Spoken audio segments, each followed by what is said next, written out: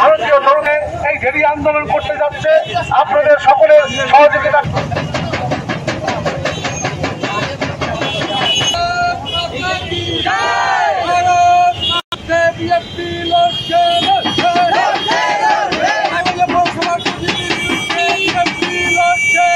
রায়গঞ্জ পৌরসভার কাহিনী, রায়গঞ্জ পৌরসভার ঢুকে পৌর প্রশাসক বসিয়ে রেখেছে। আর রায়গঞ্জের পৌরসভা নির্বাচন আজকে পৌর প্রশাসক বসিয়ে রেখেছে। রায়গঞ্জ পৌরসভার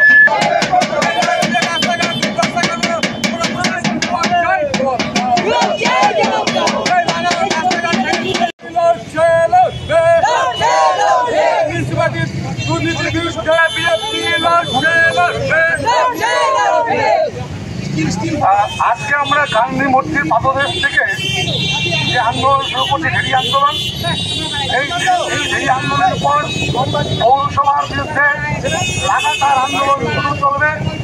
আমরা যে আন্দোলন করব, এই ঘেরি আন্দোলনের পরে 2-1 দিনের মধ্যে এই গান্ধী মূর্তির সামনে অধিকার কেড়ে নিয়ে তারা ছাপ্পা ভোটে সন্ত্রাস করে এবং গুন্ডা বাহিনী দিয়ে ভোট করেছিল।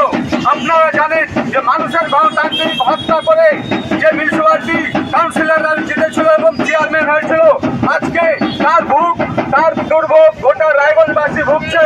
কারণ আপনারা দেখতে পাবেন যে বর্তমান রায়গঞ্জের রাস্তাঘাট জঞ্জাল এবং যেভাবে যানজট বাড়ছে, সাধারণ মানুষের যাতায়াতের ক্ষেত্রে যে অসুবিধা হচ্ছে এবং ছাত্রছাত্রীদের বর্তমান স্কুল কলেজে যাওয়া কত দুর্ভোগ হয়েছে। এবং আরেকটা কথা বলি বন্ধুগণ, আমরা অনেক দিন ধরে দেখছি যে বর্তমান পৌরসভার যে স্টাফরা আছে, যে শ্রমিকরা আছে, তারা নিত্যভাবে কোনো রকম বেতন পাচ্ছে না। আজকে প্রায় 7 মাস হতে চললো। এবং বর্তমান যে আমাদের পৌরসভার যে কাউন্সিলররা আছে, তারা টাকার পাহাড় জুগিয়ে নিয়েছে এবং টাকার পাহাড় জুগিয়ে এবং বড় বড় বাড়ি ঘর রাস্তাঘাট এবং আমাদের বিগত 10 বছর ধরে রায়গঞ্জ পৌরসভার কোনো উন্নয়ন হয়নি।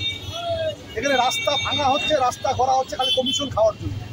ডিভাইডার ভাঙা হচ্ছে, ডিভাইডার করা হচ্ছে কমিশন খাওয়ার জন্য। নীল সাদা লাইট লাগানো হচ্ছে পারচেসিং অর্ডার দিয়ে কমিশন খাওয়ার জন্য। এখানে গ্রামের ড্রেনেজ ব্যবস্থা ভেঙে পড়েছে, জল পাসিং হয় না। এখানে নোংরা আবর্জনা শহরকে দুর্বিষহ করে তুলেছে। এখানে হচ্ছে পচা দুর্গন্ধের রোগের ভেতানো ছড়াচ্ছে, মানুষ দুর্ভোগের শেষ নেই। এখানে রাস্তার যানজট, এই যানজটকে এখনো পর্যন্ত পৌরসভা মুক্ত করতে পারলো না।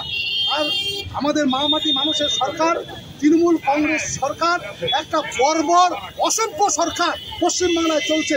এই অসভ্য সরকার রায়গঞ্জের জনগণের গণতান্ত্রিক অধিকারকে খর্ব করে দিয়ে, গণতন্ত্রকে কণ্ঠরুদ্ধ করে দিয়ে, এখানকার নির্বাচনকে বন্ধ করে দিয়ে মানুষের অধিকারকে ছিনিয়ে নিয়েছে।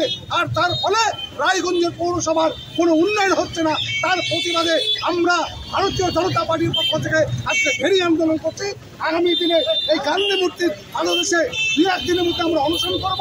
তারপর বিধায়কের অফিসের সামনে আমরা অনশন করব, নাগরনৌকে নৌকা আন্দোলন করব এবং পৌরসভাকে হাজার হাজার লোক নিয়ে আমরা ঘেরাও করব।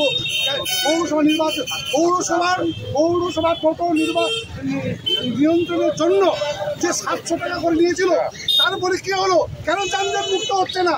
কারণ হচ্ছে কি, এরা হচ্ছে রায়গঞ্জ পৌরসভা দেউলিয়া হয়ে গেছে। আর তার জন্য সে টাকা উঠানোর জন্য টোটো থেকে 700 টাকা করে নেওয়া হয়েছিল। আজকে পৌরসভা বাদের অবস্থা খারাপ। যে কোনো সময় বন্যা হলে রায়গঞ্জ শহর চলে ভেসে যাবে, তার কোনো ভ্রুক্ষেপ নেই।